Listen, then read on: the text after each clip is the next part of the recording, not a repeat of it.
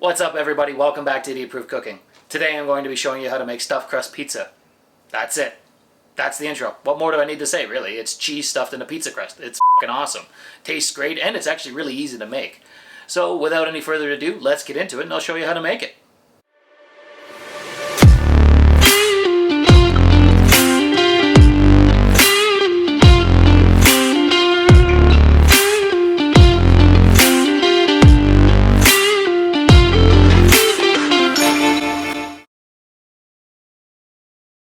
For the dough I'm using this week, the recipe is from Joshua Weissman, so full credit to him.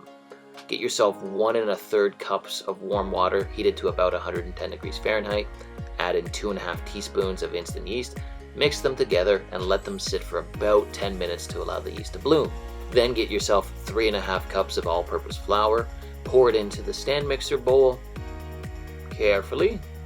Next up, grab yourself a tablespoon of white granulated sugar, 1.5 teaspoons of kosher salt, and give it a good whisking to make sure everything is combined together. From there, get your dough hook and affix it to your stand mixer. Turn the stand mixer on a medium speed, like a 2 or 3, and then pour in 2.5 tablespoons of olive oil. So let that mix together for about 30 seconds or so, and then add in the water and yeasty mixture. Allow it to mix for about 2 minutes on a low speed, and then crank the speed up to a medium-high and mix again for another 3 to 5 minutes until the dough comes out nice and supple and looks like that.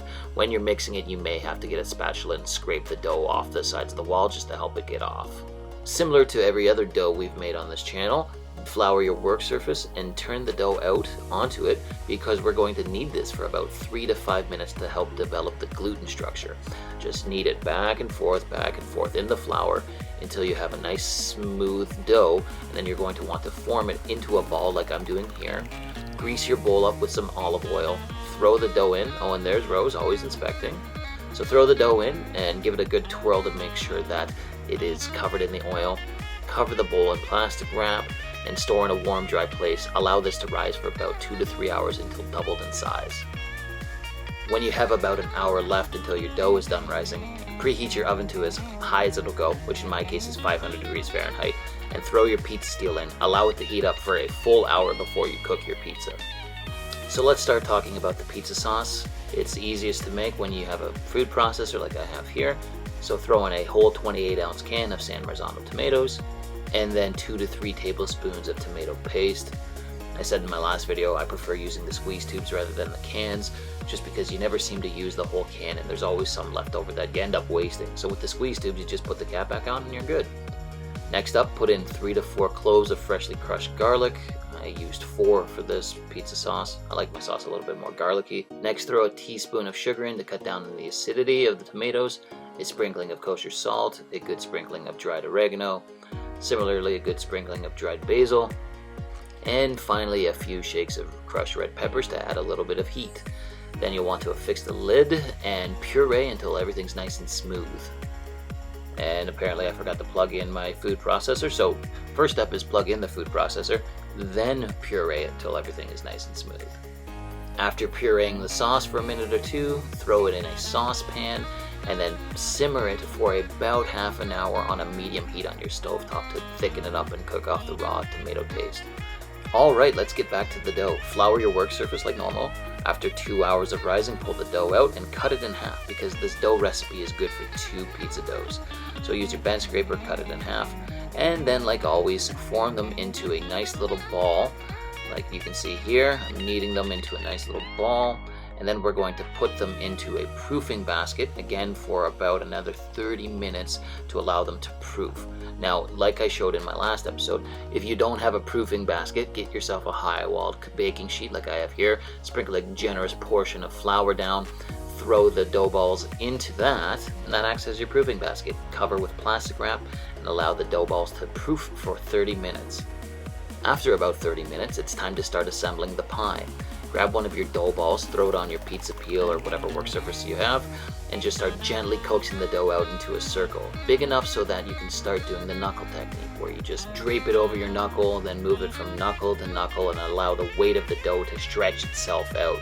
Basically using gravity here to make yourself a good pizza dough. So you just keep passing it knuckle over knuckle until you stretch it out into about a 12 to 14 inch diameter.